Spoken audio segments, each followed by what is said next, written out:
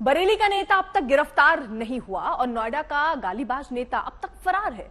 Police Shrikant त्यागी को तलाश पाने में अभी तक नाकाम है। हालांकि श्रीकांत त्यागी की पत्नी से पूछताछ के बाद अब पुलिस ये दावा कर रही है कि वो जल्द ही बीजेपी के गालीबाज नेता को गिरफ्तार कर लेगी, मगर विपक्ष इस मसले पर बीजेपी को निशाना बना रहा है।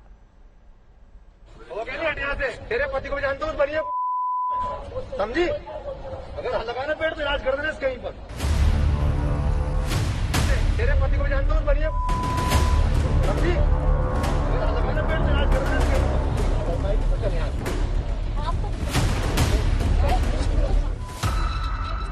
जिस बीजेपी नेता ने सरेआम महिला को धमकाया, सरेआम जिस गालीबाज नेता ने अपने रसूख का क्रूर प्रदर्शन किया, वो गालीबाज नेता गायब है।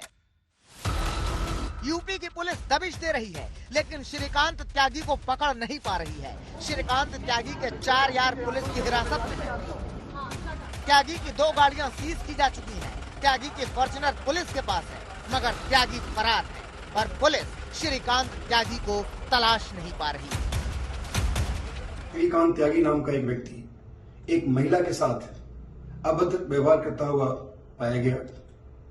मामला जैसे ही पुलिस के संज्ञान में है, हम लोगों ने तत्काल अभियोग पंजीकृत किया और अभियोग पंजीकृत करने के बाद हमारी कई सारी टीमें इसको गिरफ्तार करने में लगी।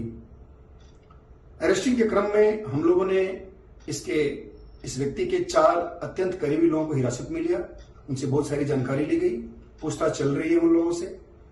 वहां पे 3 गाड़ियां थी, 2 गाड़ियां उसमें एमबी एक्ट के प्रोविजंस के विरुद्ध पाई गई, उनको सीज किया गया और एक गाड़ी जो फॉर्च्यूनर खड़ी थी उस पर उत्तर प्रदेश शासन का जो राजकीय चिन्ह है उसका दुरुपयोग करता हुआ दिखा पाया गया। मैं ये जरूर कहूंगा कि हम लोग बहुत जल्दी इस व्यक्ति को गिरफ्तार करेंगे और इसके विरुद्ध कठोर कार्रवाई की जाएगी। वीडियो में स्पष्ट रूप से देखा जा सकता है कि एक श्रीकांत त्यागी नाम का व्यक्ति एक महिला के साथ अभद्र भाषा का प्रयोग कर रहा है, अश्लील टिप्पणियां कर रहा है, गाली गलौज कर रहा है एवं हाथापाई कर रहा है। इस वीडियो का त्वरित संज्ञान लेते हुए गौतम बुद्ध नगर पुलिस ने अभियोग पंजीकृत किया एवं टीमें गठित करके लगातार अभियुक्त की गिरफ्तारी के लिए संभावित ठिकानों पर दबिश दी जा रही है। पुलिस ने श्रीकांत त्यागी की पत्नी से करीब 24 घंटे पूछताछ की। पूछताछ के बाद त्यागी की तलाश में नोएडा, सहारनपुर और गुरुग्राम में पुलिस की टीमें तलाशी अभियान में जुटी हुई। मगर सवाल ये है कि पुलिस का पूरा अमला मिलकर भी श्रीकांत त्यागी को क्यों नहीं तलाश पा रहा। समाजवादी पार्टी आरोप लगा रही है कि बीजेपी त्यागी को बचा रही है। कोई और होता तो अब तक आरोपी के घर पर बुलडोजर चल गया होता। इस तरीके के त्यागी भारतीय जनता पार्टी में एक नहीं है। ऐसे त्यागियों की जमात भरी पड़ी है भारतीय जनता पार्टी में, जो महिलाओं से अभद्र बात, अभद्र व्यवहार, उनके साथ छेड़खानी, यही है भारतीय जनता पार्टी का चेहरा। ये राम भक्त के नाम पर कलंक है, राष्ट्रभक्त के नाम पर कलंक है, ये सिर्फ दुराचारी है। तो बुलडोजर कम से कम न्याय सबको दे और महिलाओं के खिलाफ अपराध और महिलाओं के खिलाफ बदसलूकी करने वालों के घर तो ध्वस्त हो जाने चाहिए। कांग्रेस भी आरोप लगा रही है कि बीजेपी के नेताओं का अहंकार सर चढ़कर बोल रहा है। कहां है बुलडोजर? एक प्रकरण नहीं, सिलसिला है। भाजपा के चाहे मंत्री हो, चाहे विधायक हो, चाहे छोटे भैया नेता हो, अहंकार उनका सर पर चढ़ के बोल रहा है। शर्म आनी चाहिए। कहां है बुलडोजर? जो महिला को शरेआम इस तरह अपमानित कर रहा हो तो उसके खिलाफ कोई कार्रवाई नहीं हुई और गिरफ्तार भी नहीं हुई। विपक्ष हमलावर है, मगर बीजेपी के सांसद महेश शर्मा खुद महिला से मिलने पहुंचे और भरोसा जताया कि आरोपी पर कार्रवाई होगी।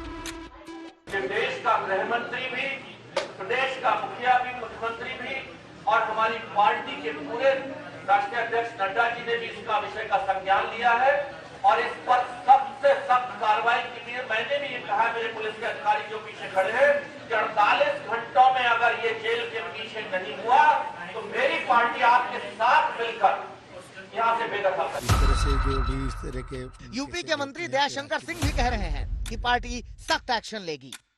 देखिए, इस तरह की कोई भी घटनाएं होती हैं उस पर पार्टी बहुत सख्त रहती है और जो भी होगा इस पर जो है सख्त से सख्त जो भी कार्रवाई होगी। श्रीकांत त्यागी के खिलाफ कोई एक्शन लिया जाएगा पार्टी की तरफ से? ये जो भी इसकी हमारे पार्टी इस पर जांच कराएगी। पार्टी जब एक्शन लेगी तब लेगी, मगर सवाल तो ये है कि श्रीकांत त्यागी को आसमान खा गया या जमीन निकल गई। पुलिस अंकित त्यागी को आखिरकार क्यों नहीं तलाश पा रही है? श्रीकांत त्यागी की गिरफ्तारी कब होगी? नोएडा से भूपेंद्र चौधरी और लखनऊ से समर्थ श्रीवास्तव के साथ आज तक ब्यूरो।